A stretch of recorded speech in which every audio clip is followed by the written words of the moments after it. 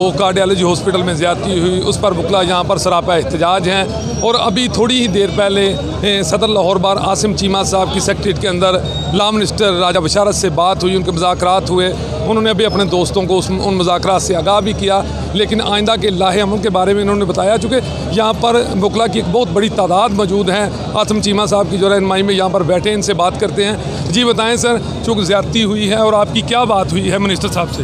बिस्मिल्लाहिर्रहमानिर्रहीम।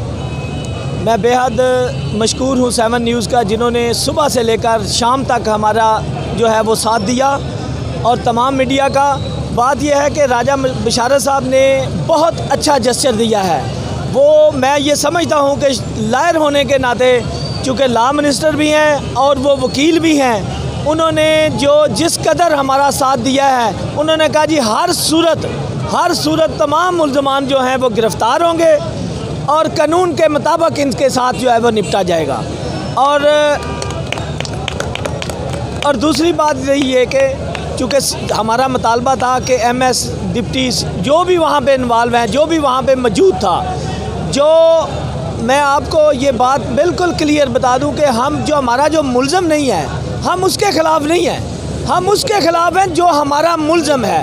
बल्कि यहाँ तक कि जो वहाँ पे खलो के भी देखने वाला है, अगर वो PIC का मुलाज़म है तो वो हमारा मुल्ज़म है। तो सर आइंदा का क्या लाहे अमल है?